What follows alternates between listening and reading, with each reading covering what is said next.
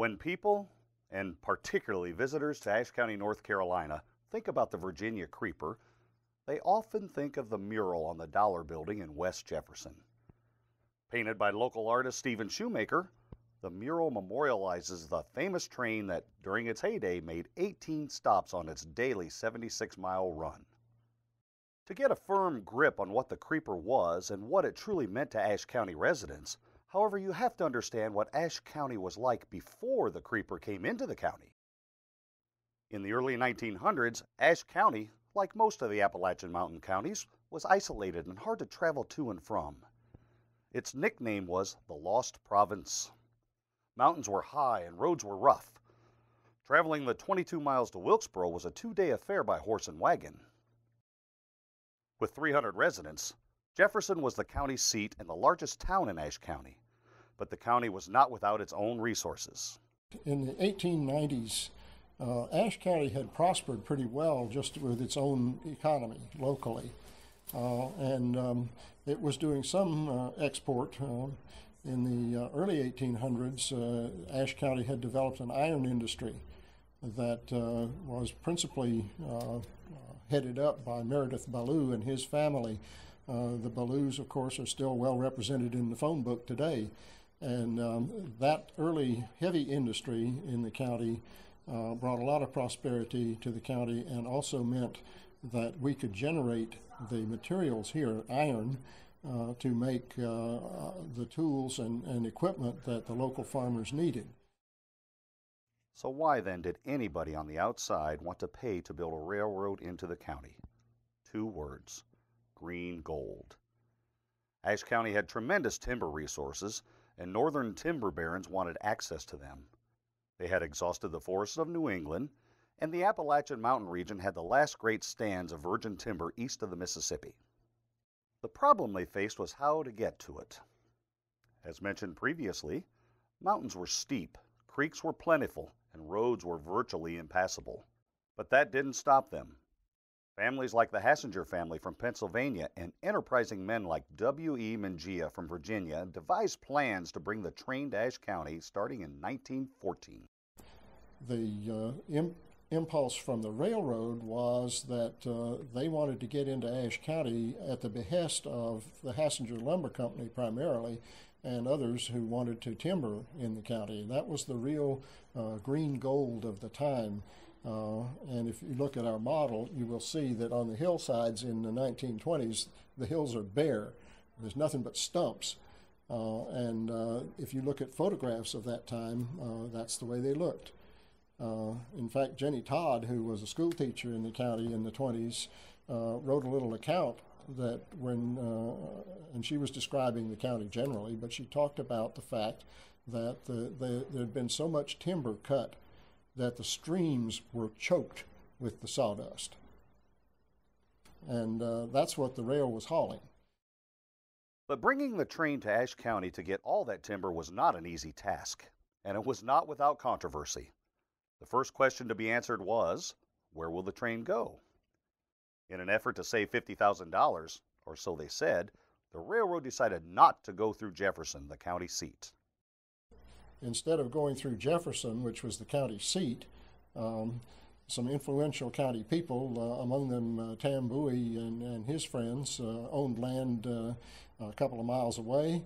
And by strange coincidence, the railroad went right through their land. And so all the entrepreneurs and businessmen who wanted businesses at the railhead bought land from the friends who owned that property around there and created the town of West Jefferson. It did not exist up until that point. Building the railroad was a Herculean task. Period construction equipment and the difficult geography made the laying of track a dangerous occupation. Bridges and trestles had to be built over the region's creeks, rocks had to be dynamited, and heavy iron track had to be maneuvered into place. The railroad brought experienced work crews into the county to do the hard work, including a number of African Americans. Mother Nature was not kind to the railroad. Constant floods, deep snows, and the continual need to replace worn parts and rotten wood meant that the railroad was very expensive to keep up. Local men and even boys were also hired to work on the railroad, particularly after bad floods in 1916, 1933, and 1940 wiped out a lot of the tracks, trestles, and bridges, and the railroad needed a labor force fast. This was a much needed source of income for a lot of financially strapped mountain families. In order to make a little extra money, many Ashe County residents sold eggs, berries, and bagged lunches to the workers right up through the 1950s and 60s. People would, when the work crews was there, they would sell them eggs or maybe berries. They picked maybe some berries or some cherries or something, and they would sell to the cook to make them their food for the night. Many Ashe County folks, especially the kids, enjoyed visiting the railroad work crew camps late in the evening after the day's work was done. It was a time of tall tales, stories, and games. Seeing that they've had work hands that would stay on a train sometimes and work on the track, and I guess one of the funniest things about one of those is I don't know if he had a place to buy playing cards, and had a little hardware over across behind it in Lansing, and had a little place to eat in it, and had like a little dime store, we call it. And I took him over there and got him some, and he got back to the car and he said, "Let me show you what I want these playing cards for." He said, "We do this just to have something to do and just play penny poker." And he reached up and got a jar, and he said, "I've got, I believe it was 82 cents he'd won in a year." Is what he had won on that, and I thought that's pretty cute. What did the coming of the train mean for the towns in the county? Besides the creation of a brand new town, West Jefferson, it was a boom time. The rail really brought prosperity to the county in a way that it had not seen before. Elkland, or as it is now known, Todd, grew overnight into the largest town in the county. Home to 2 stores, a grist mill, a sawmill, 2 churches, 2 mica mines, a copper mine, a soapstone mine, 2 lodges, a brothel, and the county's first car dealership. 1915 Todd was an exciting place to be. When our railroad was at last finished, we went to see the first train arrive. There were very few motor cars there. Most of the people rode horseback, in buggies, or they walked. I drove my trusty little white mare Kitty and latched her to a cart and took my 3 young children because I wanted them to see what was making history. In spite of Kitty's age and reliable ways, I was advised to hitch her out of sight of the coming event. She had never seen a train, and the noise and whistles might have scared her. My greatest trouble was my 3 children. I had them in a good spot and kept turning them in the direction of the train, telling them to look and always remember that they saw the first train come into Ashe County. It was history, but they did not care a thing about the history part. They were more interested in the crowd and the ice cream and the peanuts being sold. Mrs. C.D. Neal. Todd was big. Todd was one of the biggest population centers in the county and had a lively commercial district. They had a couple of hotels and the big railroad depot and 2 or 3 general stores, a couple of banks, and Ashe County's first Ford dealership. First car dealership in Ashe County was in Todd.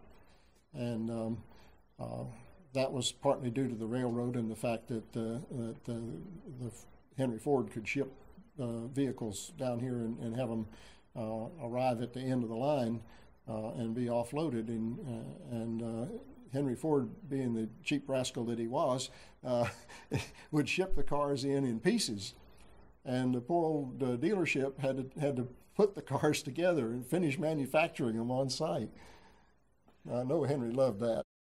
Aside from Todd, other towns and communities that experienced rapid growth and development included Baldwin, Fleetwood, Smethport, Warrensville, Nella, Tuckerdale, and Berlin, which changed its suddenly unpopular name to Bina after World War I started and the United States went to war with Germany. When I was a child, I would put my ear to the rail and listen for the train. You could hear the train through the rail long before you heard the whistle. As soon as I heard the first sound, I would run inside the house and tell Mama It was time to put biscuits in the oven because Daddy was arriving home from Abington. Ruth Estep McClung. Another Ashe County town that experienced tremendous growth due to the coming of the railroad was Lansing. Started in 1882, Lansing started to boom in 1914 with the arrival of the Virginia creeper. So much so that in the 1930s and 40s, Lansing became home to many different industries, including one of Ashe County's 2 cheese plants. Became a manufacturing center as a part of the rail boom. And there were businesses that sprang up in Lansing, mostly, again, extractive type industries and things that were related to timber.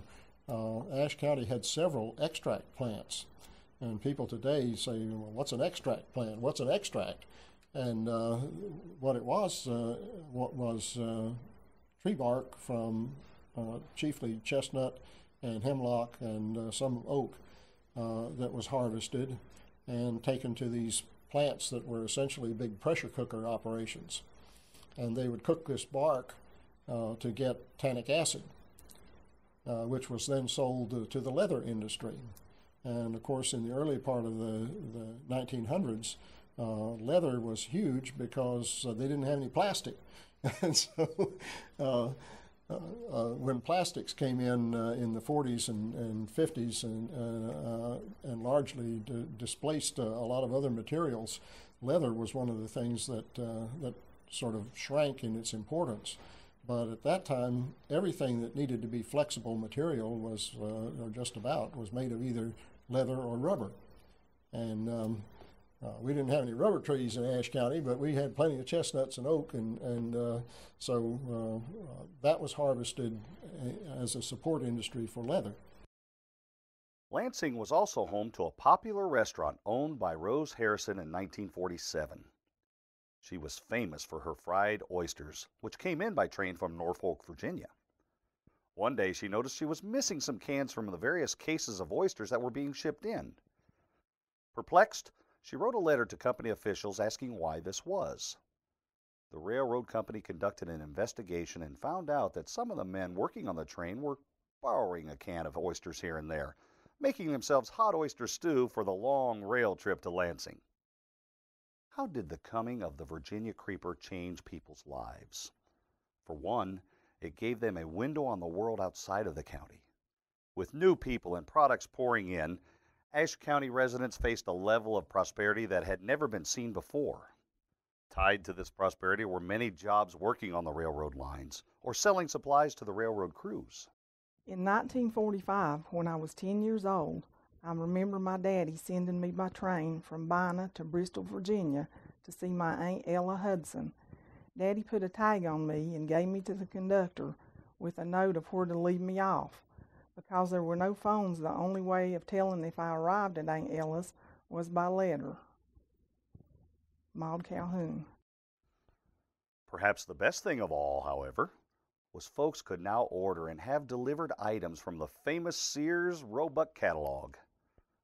Items that were previously unavailable and especially hard to get were suddenly available, including wringer washers, sewing machines, Victrolas, farming equipment, and so much more. You could order your house from Sears and Roebuck. I mean, you could order a house and it would come in on a train car, all broken down in pieces, and you got your local carpenter buddies to put it up for you. And all kinds of things started coming in from the outside world, and stuff was going out on the rails from the commerce and industry and agriculture that we had in the county. So it really opened Ashe County up when the rail came. The train brought our family its first organ, a must for every parlor in those days. It was a beautiful mahogany Beckwith, and my father's rendition of Casey Jones is still vivid in my memory. Mary Norman. While the train brought prosperity into the county, it also brought tragedy. Train wrecks were not common, but they did occur, and at least one fatality happened because a child was too close to the tracks. I was told now, she was 18 months old down at the track. The house is right above it, Howard Turner's daughter. And the train hit her, and Miss Childers, Rosa Childers, her daughter told me that she had been to the store and had bags of stuff and threw them down, tried to get to her, but she didn't make it, and it drug her about 200 feet, almost down to Warrensville from her. Even animals were not immune to the dangers of the rail. I know that some cattle were killed occasionally. The cows would, or calves would get on the railroad track and they would be killed. And it always scared me when it was time for the train.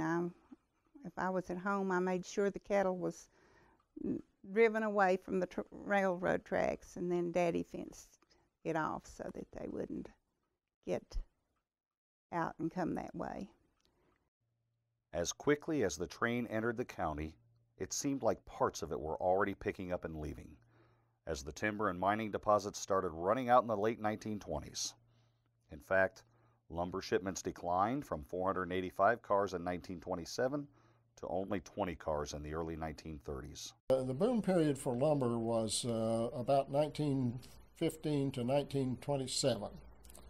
And during that time, the lumber company cut every tree that they could reach practically. I jokingly tell people that if you see a virgin timber tree in Ashe County, it was either hanging so far off a cliff that they couldn't get to it, or it's in somebody's yard and he owned a shotgun. Because the timber boys, if it was standing, they wanted it horizontal. And they went in and they bought the timber rights. You know, they would go to a farmer or a landowner and say, we want to cut your borders. And they would make a deal, and then they would go in and cut everything that they could get to, because every tree they hauled out was money. And it's like a lumberman told me one time, he says, if the bits ain't in the wood, you ain't making money. So they made sure that the bits were in the wood. As a result, train service was discontinued from West Jefferson to Todd in 1933. Almost overnight, Todd became a ghost town. And that was when it closed down in Todd, and Todd essentially went from a boom town to a ghost town almost overnight. In 1957, the steam engine that was known as the Creeper was replaced by a diesel engine, much to the disappointment of many area kids and adults who loved the unique sights and sounds of the old steam engine. For the rest of the 1960s and 70s, the Creeper became known for its annual fall leaf excursion trips from West Jefferson to Abingdon and back. These trips over White Top Mountain were very popular and attracted visitors from as far away as Texas and California. I know I always wanted to ride the excursion train they'd have in the fall, you know, where they'd put all these cars together and you could get a car with, you know, I guess a covered car, or you could ride in the open car and look at the leaves in the fall of the year. And I never did get to do that, but I always wanted to. I thought that would have been a really good trip to take, but they pulled it up before I got the opportunity to go. On March 31st, 1977, the Virginia Creeper made its final run. It was truly the end of an exciting era of Ashe County history.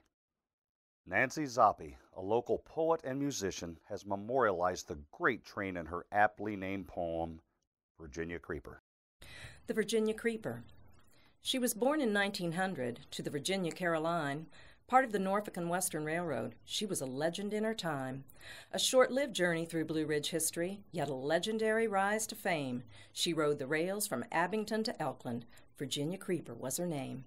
The friendly train town folk called her 'cause her workers smiled and waved as the conductor tossed out candy to barefoot children along her way. Smoke a-billowing, cinders flying, pistons pounding back and forth. Shoveling coal and adding water is what fed this iron horse. She had an eerie kind of whistle, like someone mourning for the dead, rather ghost-like as it echoed through the valleys, town folks said. It was thought she lived and breathed, and if you listened, you could hear. She sighed and hissed and clanked and groaned when she bellowed, balked, and reared. Travelers gathered round the wood stove at Green Cove Depot in the rain, listening for that eerie whistle. Kids shouting, "Yonder comes the train!" She huffed and puffed up White Top Mountain, straining hard against the grade. Panting engine at full throttle, slow but sure, her journey was made. She was hauling mail and timber, supplies and produce for the towns, connecting families with their kinfolk before she stopped and turned around. Well, grown men cried that day in Elkland, you heard the town folks say. It was a sad, sad day back in 1933 when the last train pulled away. In 1950, maybe 56, 57, 58, in that area, we would ride the train to Lansing, go to the dime store, whatever we wanted, and then we would ride the train back. Then also we would go to West Jefferson, go to the drugstore, go do the little shopping, and it would stay about an hour in West Jefferson, and we would ride the train back home.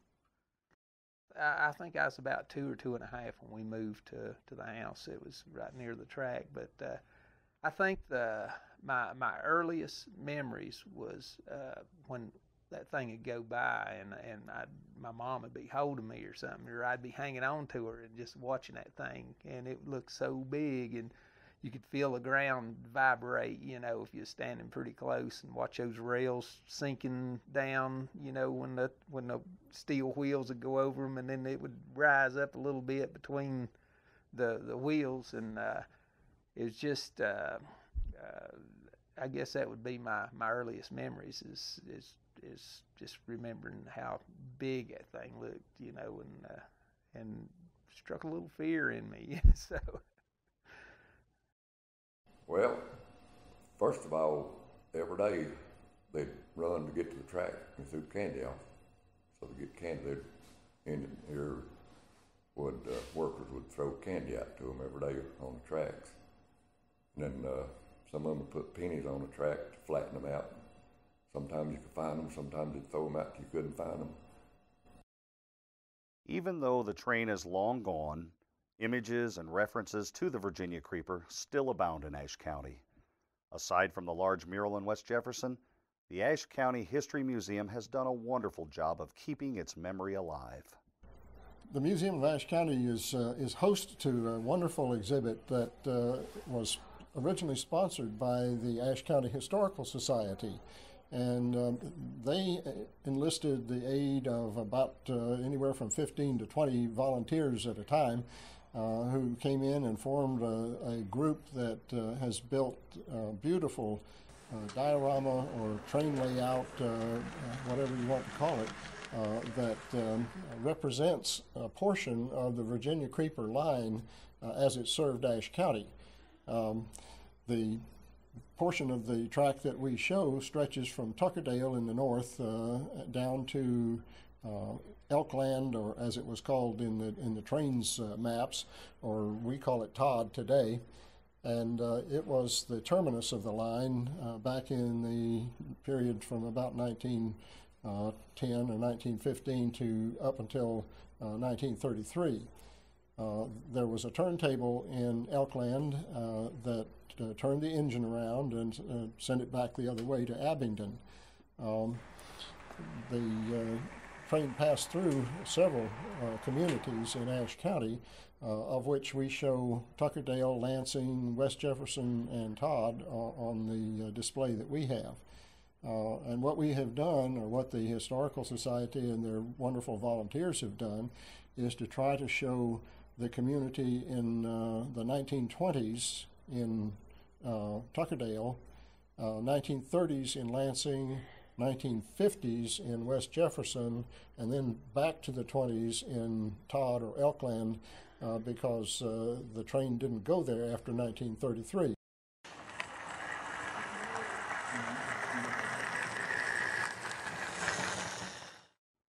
The sadness of the train leaving was captured by the Rock Bottom Bluegrass Band in their song, Virginia Creeper Line. Things always change, you know.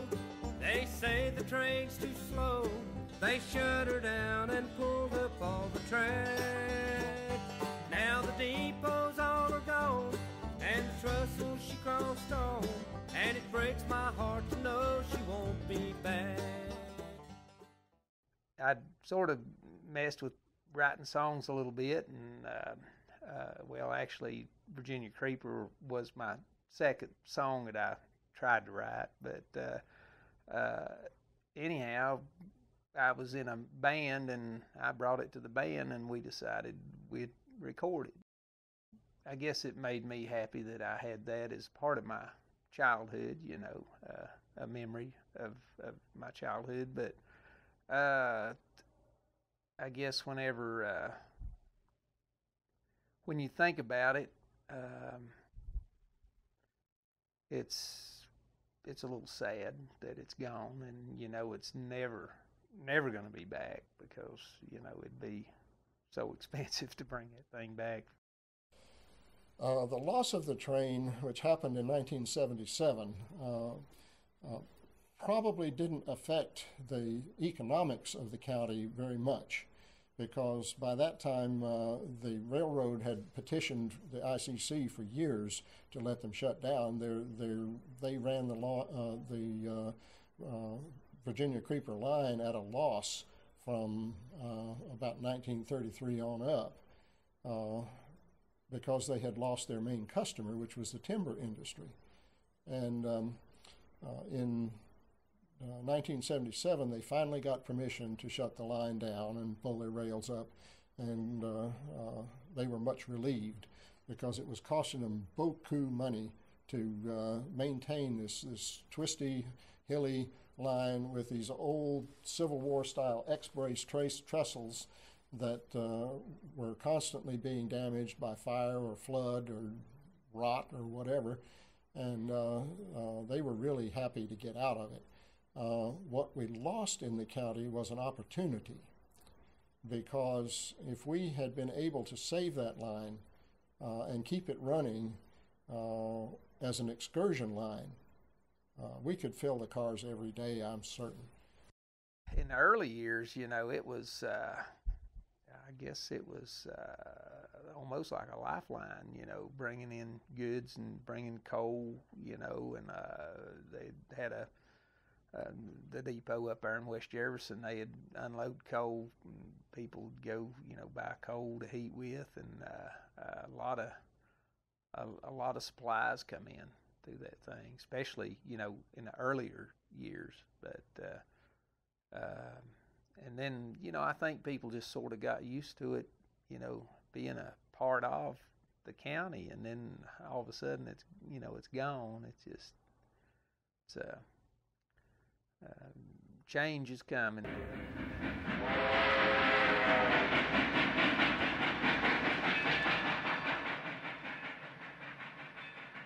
That train, I don't know if you know exactly what it meant to people, but it sure meant a lot to me.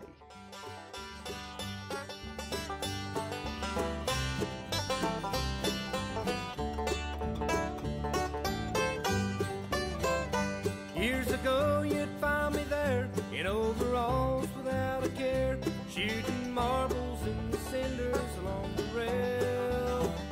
Every Saturday at 1, we knew the train would run. They'd throw candy to the kids in Tuckerdale. Oh, Virginia Creeper line, you're running on those steel rails in my mind. Oh, Virginia Creeper line, I'd like to hear your whistle one more time.